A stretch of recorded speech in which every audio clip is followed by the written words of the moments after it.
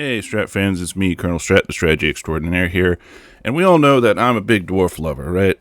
I told you from day one that I started back up on the channel that the dwarves are my favorite race in Warhammer 3, but did you know that there are more ways to play with them than just the simple tactic I showed you of shield wall? Well, in this video, I'm going to show you how they're a force to be reckoned with their powerful artillery, their sturdy infantry, and all of their special mechanics. I'm going to show you how to dominate with them and take out all their enemies in the old world and the new world combined. First up, it's time to bring the heat with rain fire. This tactic is used to great effect when you deploy flame cannons and iron drakes along with a simple melee line to cover the base of it. What you're going to need is to bring at least 3 flame cannons.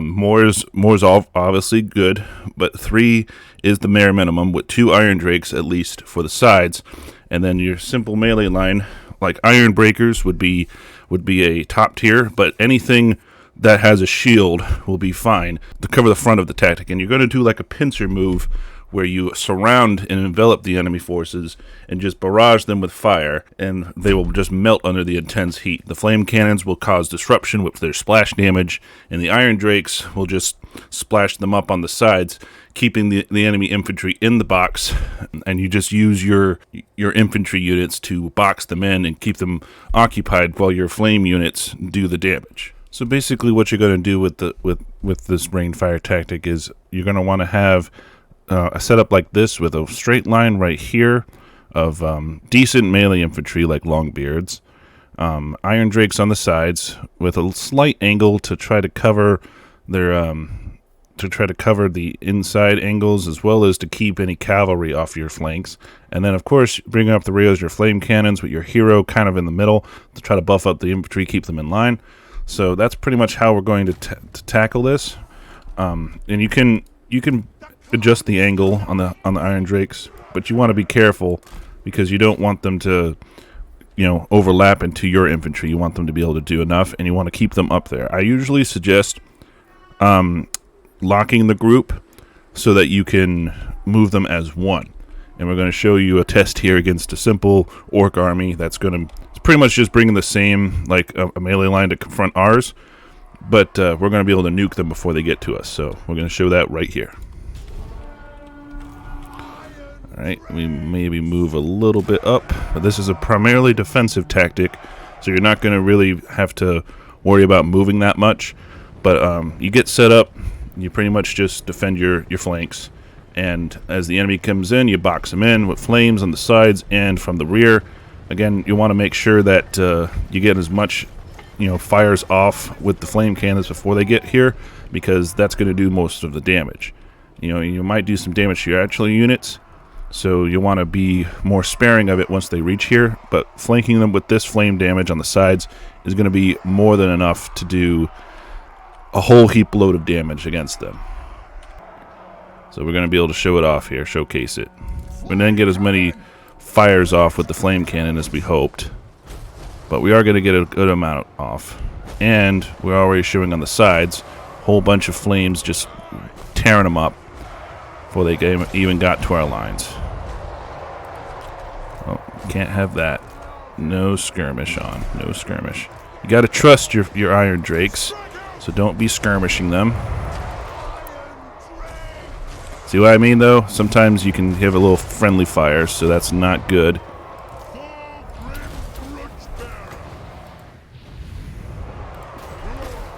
But we still did pretty good for what we took. And your dwarven infantry is usually, good enough to not have to deal with it, but you want to, as soon as possible, not have your flame cannons be on fire at will, because you don't want to cause damage to your own troops, which I just did. Alright, but as you can see, the orcs were routed fairly quickly because we're able to just melt them down, and this does really well against lower tier infantry, but the more higher tier you get and more armor, the less damage you're going to do, because this doesn't do heavy armor piercing, but it still does do a decent amount. So it's going to be able to, we're practically just melting them down. So that's why it's very, very effective.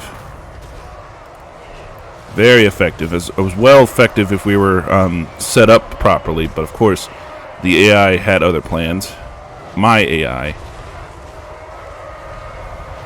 Alright, but yeah, we're doing the work. We're doing the Lord's work here. Again, manually picking your targets is probably the best micro for this. You're gonna want to have to micro it so that you don't accidentally hit your own troops. Because again, you don't want them doing that much damage to you. But you can always move these guys up to try to close it on the sides, especially when they're dealing with, troops that are actively avoiding them. Because the Iron Drakes do a hefty amount of damage with the little flamethrowers they have. Alright, and that pretty much shows the tactic. It's pretty simple to set up, very easy and effective to pull off, and it does its work. It does the Lord's work pretty well, and does a whole lot of damage to them. And you can't really go wrong with a Dwarven artillery and flame mashup. So I hope that you guys enjoyed this one. Let's go on to the next tactic now. The second tactic I have is a tactic that mirrors one that I've showed on the channel with Grand Cathay, but you can use this. What makes this different is that you can use it in multiple instances. You can multiply it. I call it the box, and it's basically a mirror of common tactics in the real world of the square formation. But however, this square is not similar. It is similar, but it's not the same as it is in the real world. To use this tactic, what you want to deploy your melee infantry in a box around your missile and artillery troops. This will protect them, the vulnerable missile troops, as they continue to pepper the enemy with their overhead projectiles. It doesn't work with straight line projectiles, but if you have like a grudge thrower or even a flame cannon, you'll be doing just fine. Anything that has straight projectiles, though, is going to have a problem, because it's going to have a problem shooting through your infantry. But you box them up, and you have your missiles on angles so they can cover all bases around it in a 360-degree fire arc.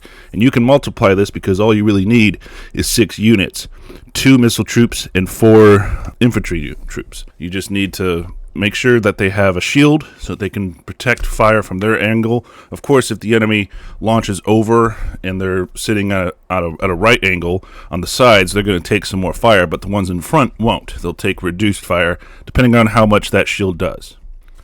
Alright, and here we are with showcasing the box. So you may have noticed that each one of these perfect squares. So again, all you need is like 4 infantry units to make the box, at least a couple missile units, and you could even throw in an artillery unit as well to give yourself some more range in the box to get them down before the enemy comes near.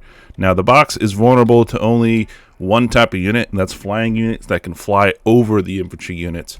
But any other type of unit, like if it's a fully ground-based army, they're going to have trouble breaking the box, especially if you have very heavily defensive units like Dwarven Longbeards here are very, very high armor, and they have a lot of they have a shield, they have high armor value, they have high leadership and good melee defense. They're going to do really well at keeping the enemy at bay and keeping them off your missile units. Now, the only other problem you can have is like lords and heroes breaking through, because they could break through one unit pretty easily. So you'll want to like move your lord or hero around to try to deal with the enemy lord or hero. But all the basic infantry just going to fall. They're just going to fall on your. They're going to fall at your ranks. And what you want to do is you'll want to set up your catapults or any of your artillery units in the middle, like as close to the middle as possible. Try to keep your entities out of the melee line, because if the enemy goes through and they hit one of your entities, if they're standing in the melee line, they will be pulled into melee and thus won't be firing anymore. For your missiles, again, I do like an X formation or like a cross. This is like an X formation here, just so you can cover that angle here. See these angles of fire? These angles of fire are insane. So we're going to be able to cover quite a bit, and they actually, if you place them close enough, they can overlap and do damage to both enemies, especially if like one square defeats their forces before. You could split up the enemy forces because they have to attack both squares, So there's already split, and then if if one square defeats the enemy that are assailing it first, then they can help the other square defeat their enemies. Like this right square here is going to take a lot of damage. It's going to take the bulk of the enemy forces, whereas this square is kind of light on the enemy forces. But the thing is, with these ranges, we're going to be able to cover all of this area here, like almost a whole square. It's going to be covered by one of our quarrelers as well. So we can cover them with extra support once we've dealt with them. Of course, you know, the grudge throwers are going to do a lot of damage, but once the enemy locks into the square, your artillery is going to be practically useless unless they have further units back. Like, your artillery is there just to deal with, like, ranged units attacking the square. That's why I suggest having an artillery unit in the middle. But now they're coming close. They're going to close in on the squares. Like I said, closer you have them, more interlocking fields you have, you're going to be able to do a lot more damage to the enemy squares. And I just let them pick their targets, because if you try to move them, the AI will try to, like, you know, reposition, and sometimes they get stuck into the melee line when they do that. So that they're colliding with the squares already. This one looks like it's going to fare better than this one because they have more units, and the Lord is over here, so he's going to do a lot of damage. But so far, pretty much what I expected. Sometimes your units will break formation, like right here, they're breaking formation to engage these units here. But over here, they're doing the same, but it still leaves them. It leaves them a little exposed here. But only a cavalry unit can go in there. So any other unit can't really go in there. And even if a cavalry unit goes in there, chances are this Longbeard unit's going to intercept them before they come in, because they have the guard mode on, so they're going to intercept the enemies first. So we're still doing pretty good. We're holding. We're doing a lot of damage. The quarrelers are firing, so they're going to continue to pepper the enemy while they're colliding with our square. And the big thing is, we are encouraged by nearby units, and our leadership is buffed because we're not attacked. Like, you know, here they are attacked in the rear on this one, but that's just because the angle was wrong.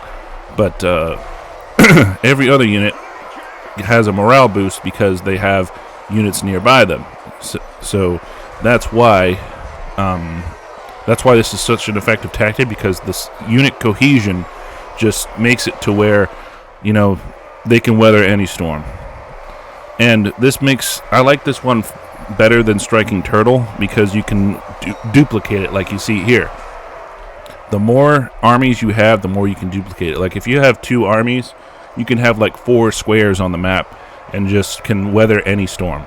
Like I said, the only units they're susceptible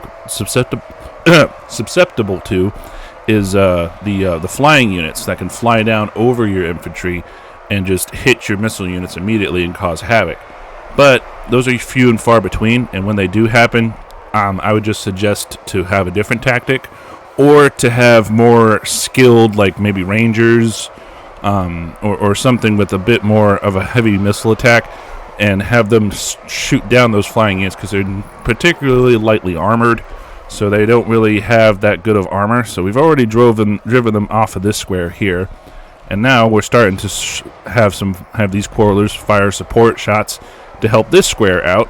And this square's still holding, but it's pretty much broken. But and now the quarrelers are in melee combat, so that's not ideal.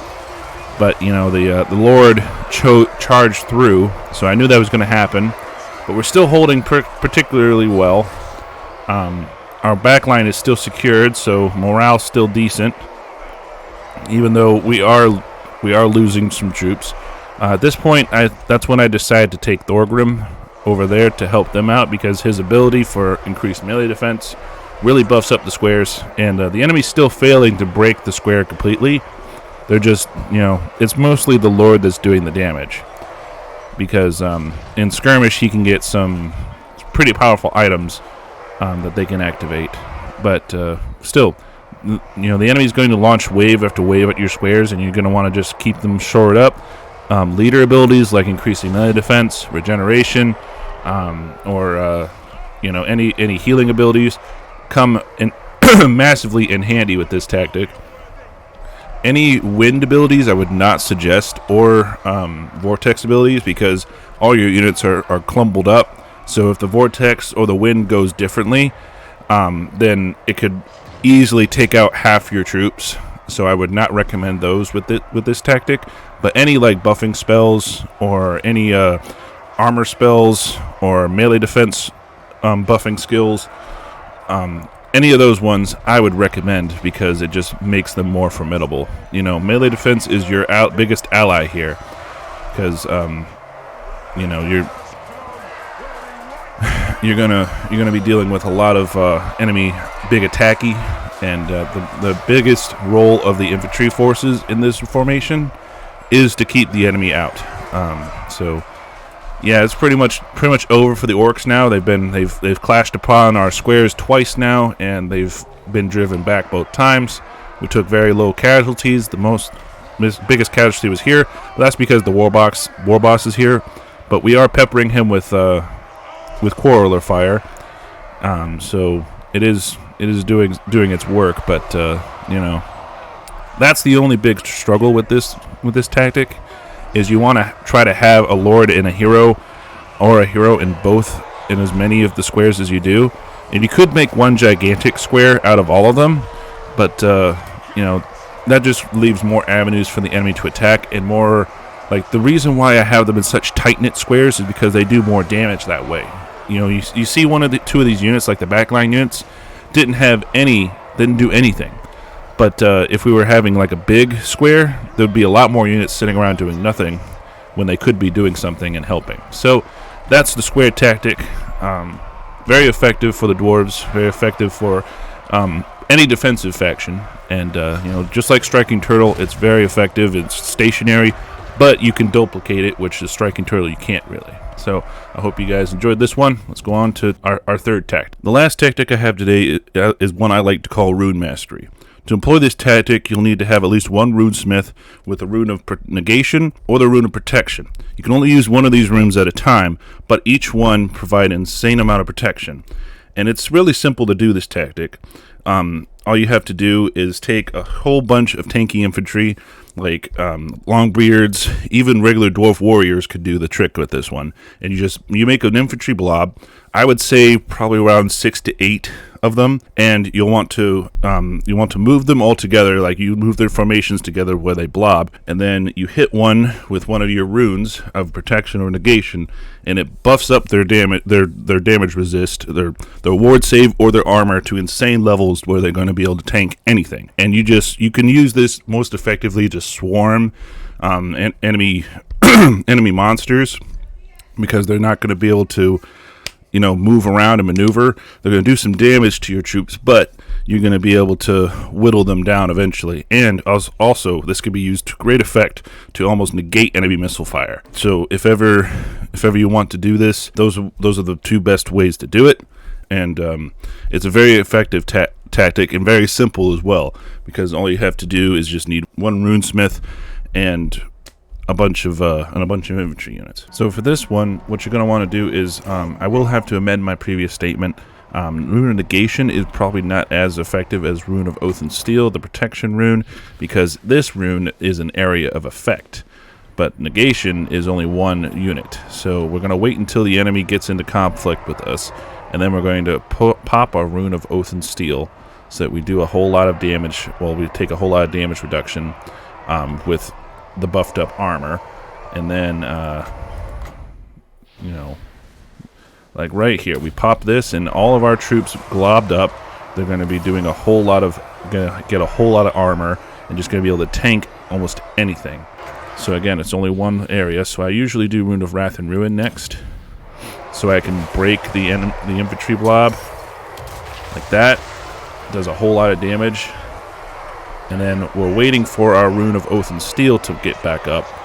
Dwarf units are usually high tier, and you'll want to just, you know, keep them like that.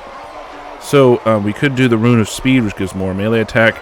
Negation is only for one unit, but this one could do all units. So what we're going to do is we're going to spam this one, the Rune of Oath and Steel, next, and we're going to see how it just completely buffs up our troops again.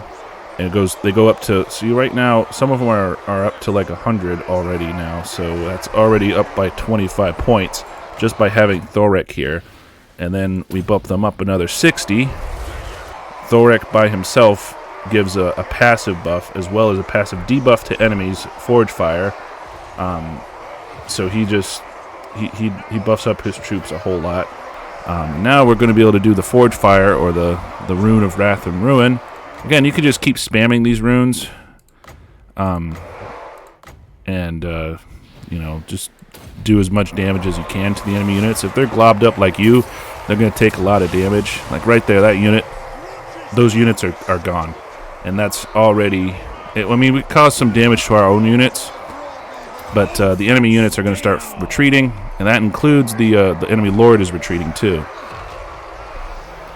So again, I go between these two usually because it's a nice duality, and eventually, so they have more units than us, but because of this tactic I'm using, I'm able to outlast them by buffing up my troops with increased armor and using the Rune of Wrath and Ruin. You want to be careful that if the enemy is too close, you're going to do some damage, like I did some damage to my units, but we're still going to do pretty decently.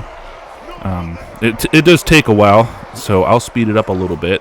We only took like not even 200 casualties, and we killed a whole lot more than we had. We killed our amount and more. So now the enemy's starting to retreat. Yep, there we go. Now they broke. So yeah, that's pretty much the Rune Mastery. Is that you just spam these 3 runes. Any other rune, like the Rune of Negation, is okay, but I wouldn't use it over the Rune of Oath and Steel, because it only targets 1 unit now. It used to target, like, it used to do an area of effect, but it only targets 1 unit now. I had forgotten that it did that. The same for the Rune of Breaking, only targets 1 unit. So again, if you have more insane units, like if you have some hammerers or something, then you could use these 2 runes, but I usually just use the Rune of Speed to get more melee attack off. I use the Rune of Oath and Steel and the Rune of Wrath and Ruin. Wrath and Ruin to do damage, Oath and Steel to protect my troops, and if you have Thorek, you can do his Rune of Doom, and if you have his armor, his special armor, he's gonna be able to buff up your troops and give them flame resistance. So he's pretty OP, and he's probably the best one to use with this tactic because of his Rune Mastery. So that's pretty much it. So I hope you guys enjoyed these tactics. Now let's wrap this up, gentlemen. And that about does it here, Strat fans. Those are 3 more dominating dwarf tactics that'll help you become the master of the mountains of Warhammer 3. I hope you enjoyed this one as we took a deep dive into more dwarven tactics. I am very excited for the new DLC coming out. That's why I decided to make this video. I also wanted to address some further developments of the channel. So I'm going to be doing these tactic videos like every other Tuesday, coupled with the new Gladius videos, which have hit off pretty well.